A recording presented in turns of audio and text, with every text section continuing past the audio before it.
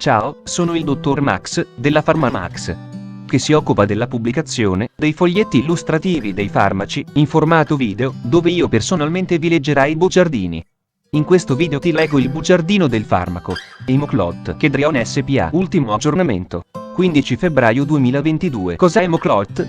Confezioni, informazioni commerciali sulla prescrizione, indicazioni, posologia, controindicazioni, avvertenze speciali e precauzioni di impiego, interazioni con altri medicinali e altre forme di interazione. Assumere Emoclot durante la gravidanza e l'allattamento. Effetti sulla capacità di guidare veicoli e sull'uso di macchinari. Effetti indesiderati. Sovradosaggio. Proprietà farmacodinamiche. Proprietà farmacocinetiche. Dati preclinici di sicurezza. Elenco degli eccipienti. Farmaci equivalenti. Farmaci esteri. Cos'è Emoclot?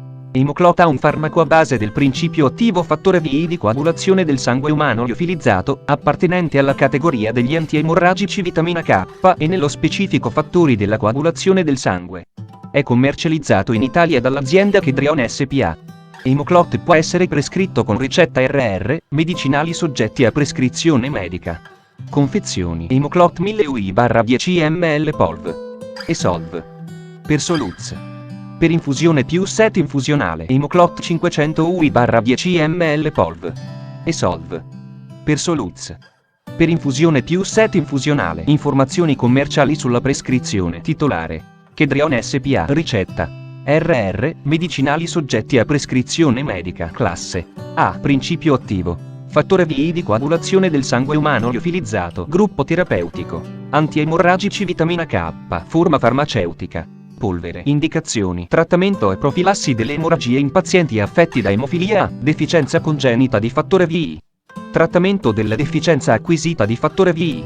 Trattamento di emofilici con anticorpi contro il fattore VI, inibitori. Vedere anche 4. Posologia: il trattamento deve iniziare sotto la supervisione di un medico con esperienza nel trattamento dell'emofilia. Monitoraggio del trattamento: durante il corso del trattamento, a richiesta una determinazione appropriata dei livelli di fattore VI per regolare la dose da somministrare e la frequenza di ripetizione delle infusioni. La risposta al fattore VI può variare nei singoli pazienti, mostrando emivite e recuperi differenti. Il dosaggio calcolato in base al peso corporeo può richiedere un aggiustamento nei pazienti sottopeso o sovrappeso. In particolare nel caso di grandi interventi chirurgici è indispensabile controllare precisamente la terapia sostitutiva per mezzo di analisi della coagulazione, attività plasmatica del fattore VI.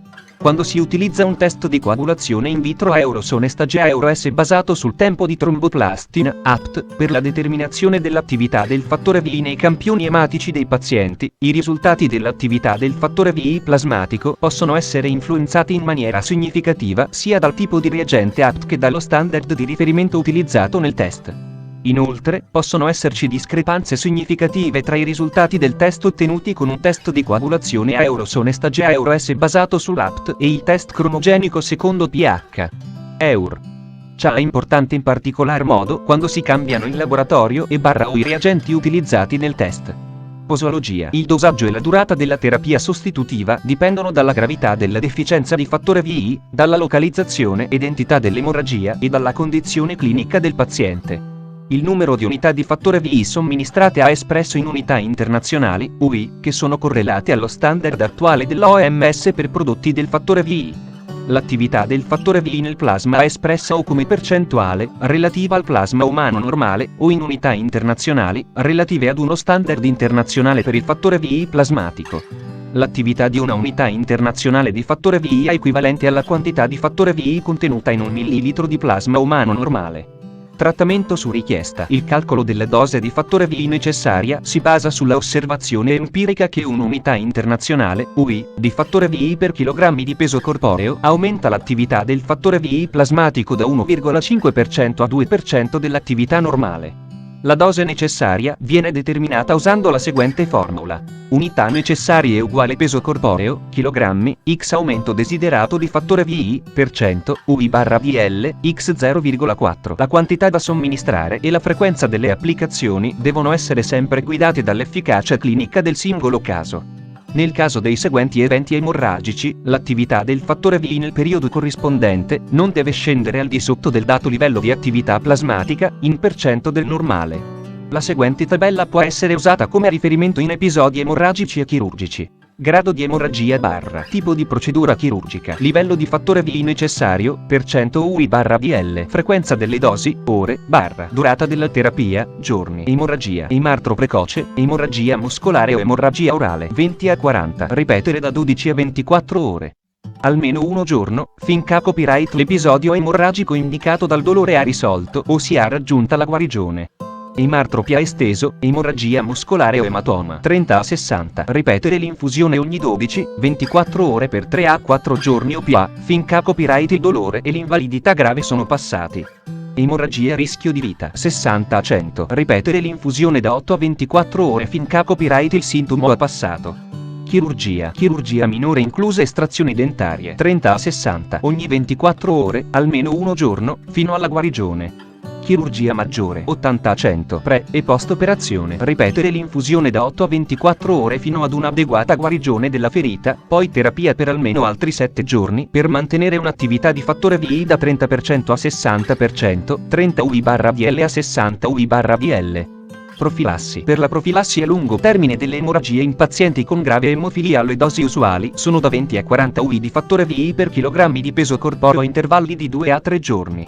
In alcuni casi, specialmente per i pazienti più giovani, possono essere necessari intervalli terapeutici più brevi o dosi più elevate. Popolazione pediatrica. La sicurezza e l'efficacia di Emoclot nei bambini di età inferiore ai 12 anni non sono state ancora stabilite. I dati attualmente disponibili sono descritti nella sezione 5.1, ma non è possibile formulare raccomandazioni inerenti alla posologia. Per gli adolescenti, 12-18 anni, la posologia per ciascuna indicazione adatta per peso corporeo. Modo di somministrazione. Uso endovenoso, per iniezione o infusione lenta. Si raccomanda nel caso dell'iniezione endovenosa un tempo di somministrazione compreso tra 3 e 5 minuti, controllando il polso del paziente e interrompendo o diminuendo la velocità di iniezione se la frequenza del polso aumenta. La velocità di infusione deve essere valutata per ogni singolo paziente. Per le istruzioni sulla ricostituzione del medicinale prima della somministrazione, vedere la sezione 6.6. Controindicazioni. Ipersensibilità al principio attivo o ad una qualsiasi degli eccipienti elencati al paragrafo 6.1. Avvertenze speciali e precauzioni di impiego. Tracciabilità. Per migliorare la tracciabilità dei medicinali biologici, il nome e il numero di lotto del medicinale somministrato devono essere registrati con chiarezza. Ipersensibilità. Sono possibili reazioni di ipersensibilità di, vedi la scheda tecnica del farmaco, RCP, completa. Accedi al sito www.codifa.it. Interazioni con altri medicinali e altre forme di interazione. Non sono state riportate interazioni fra prodotti a base di fattore VI della coagulazione umano ed altri prodotti medicinali. Popolazione pediatrica. Non sono disponibili dati specifici per la popolazione pediatrica. Vedi la scheda tecnica del farmaco, RCP, completa. Accedi al sito www.codifa.it. Assumere Emoclot durante la gravidanza e l'allattamento. Posso prendere Emoclot durante la gravidanza e l'allattamento? Non sono stati condotti studi sulla riproduzione animale con fattore VI. In base al raro manifestarsi dell'emofilia nelle donne, dati sull'uso del fattore VI durante la gravidanza e l'allattamento, vedi la scheda tecnica del farmaco, RCP, completa. Accedi al sito www.codifa.it. Effetti sulla capacità di guidare veicoli e sull'uso di macchinari. Emoclot non ha effetto sulla capacità di guidare veicoli e di usare macchinari. Effetti indesiderati. Riassunto del profilo di sicurezza. Raramente sono state osservate ipersensibilità o reazioni allergiche, che possono includere angioedema, sensazione di bruciore e dolore pungente in sede di infusione, brividi, rossore, orticaria. Vedi la scheda tecnica del farmaco, RCP, completa. Accedi al sito www.codifa.it. Sovradosaggio. Non sono conosciuti sintomi di sovradosaggio del concentrato di fattore VI della coagulazione del plasma umano. Proprietà farmacodinamiche. Categoria farmacoterapeutica. Antiemorragici, fattore VI della coagulazione del sangue, codice ATC. B02DD02. Il complesso fattore VI/fattore von Willebrand consiste di due molecole, fattore VI e fattore di von Willebrand, con proprietà farmacocinetiche. Dopo l'iniezione del prodotto, 2/3-3/4 del fattore VI rimangono approssimativamente nella circolazione.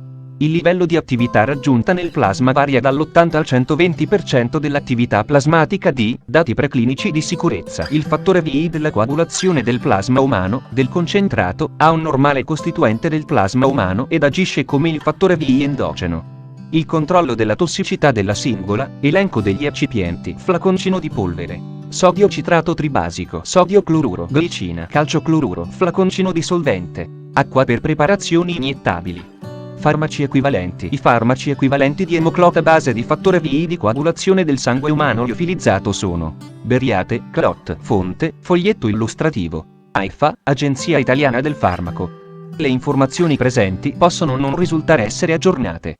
Per avere accesso alla versione più aggiornata, si consiglia l'accesso al sito web dell'AIFA, Agenzia Italiana del Farmaco.